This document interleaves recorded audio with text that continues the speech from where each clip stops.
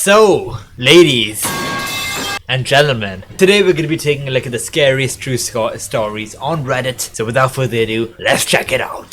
Fuck you and you. Alright, the first one is what pulled my leg or what pulled my foot at night. About 10 years ago, I lived with my then boyfriend in a house his family owned. From the start, the place had a heavy, weird atmosphere I couldn't explain. His grandfather had collected various tribal artifacts, so the house was filled with masks and carved figures. Well, that's all I need to know. It's haunted. Just saying it, putting it out there.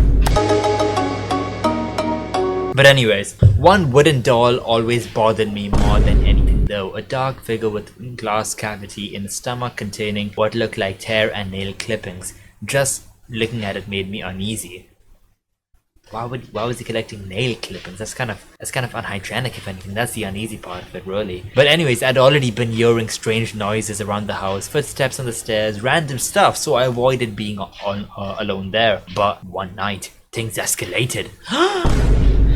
I woke up because I thought I heard my boyfriend gaming in the living room, clicking movement, the usual sounds. The hallway light was on, so I called out to him to keep it down. The noises stopped instantly. When I turned back, my boyfriend was sound asleep beside me. I stared at him confused and looked towards the open door. That's when a tall, dark figure walked across the hallway. I hid under the covers and held on to my boyfriend. He checked the house, but no one was there. A couple of weeks later, we moved the creepy doll into the garage because it had started to freak us both out. Our new bedroom was unfortunately right beside the garage. One night, while we were lying in bed watching the show, something grabbed my foot and tugged. I screamed. My boyfriend thought I was messing with him until something touched his foot too. The look on his face said everything. We didn't stay much long after that, and honestly, I believe something dark was in that house. I still get goosebumps and a little nauseous when I think about it. Well, it was me. I was a dark figure in the house. I admit it. I think something just walked past me. Enrique! That is great. That is pretty weird. That is pretty terrifying, man. If it is it real, it could be the art of hallucination, if anything, perhaps. And yeah, that is pretty freaky in my opinion. And I would recommend you don't go back to that house. You probably wouldn't, because that's not your boyfriend anymore. A creepy moment at the cemetery. My dad died a couple of years ago after a long and painful battle with cancer. R.I.P. the goats. I haven't had a single day since his passing where I haven't missed him or thought about the anguish he went through. I developed a habit of visiting his grave quite often, be it day or night, or rain or sunshine. That's kind of wholesome, you know? The cemetery he's buried is in quite an old and run down. It has 4 generations of my forefathers. Sorry, whenever I think of forefathers, I think of foreskin for some reason. What is wrong with me? This is someone's... Okay, sorry. I'm sorry. I apologize. Forefathers resting there, and lies a few miles from my dad's farm. It's not the most scenic place once you're inside, but it's surrounded by farmland on all sides except for the road leading up to it. This one time, I was sitting by his grave. I heard what sounded like a little girl softly humming a tune a few feet behind me. The melody was strangely beautiful, almost like something a trained vocalist would sing. I ignored it at first, but then realized that I had been completely alone when I entered the cemetery, which was surrounded by nothing but open fields. Anyways, yet the voice sounded close, as if someone was right behind me. The moment I turned around, the humming stopped instantly. Thinking nothing of it, I faced my dad's grave again, feeling all the love I always do for him. But within a few seconds, the same gentle tune started up again. This time, I turned around immediately, only to see no one there again. Again, the sound cut off the exact second I began to move my head to look behind me.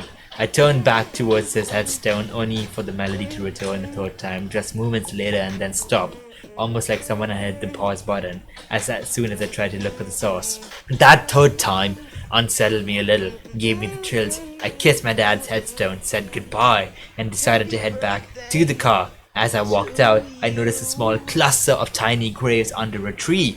Their size suggested they belonged to children.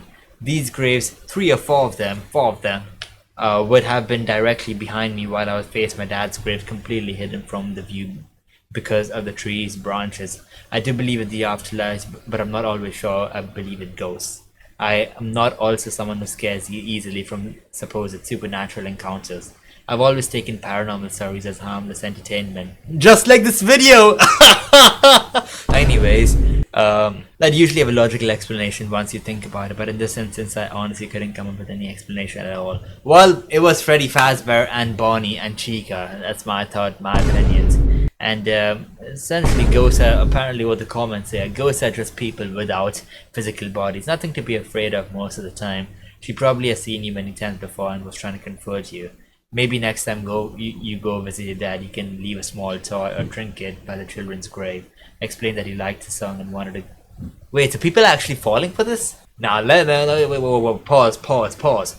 Here's the thing. Here's my ideology. Here's the idea, okay? I don't think that's a ghost. I think it is someone fucking with you. I don't know if it's someone fucking with you, because no one is there. But I can't wrap my head around it if it is like a ghost, because it's a ghost, Like, I don't know if it's a ghost, So it's a bit of a tricky one, because I don't know if this is it actually a ghost. I mean, this is the main point of the video, right? I'm supposed to decode it. But I didn't.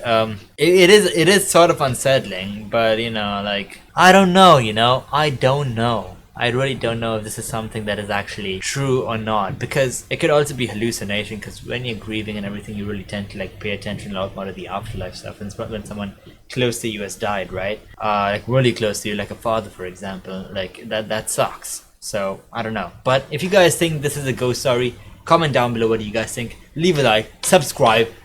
Please subscribe. I really beg you guys subscribe, and I'll see you guys tomorrow.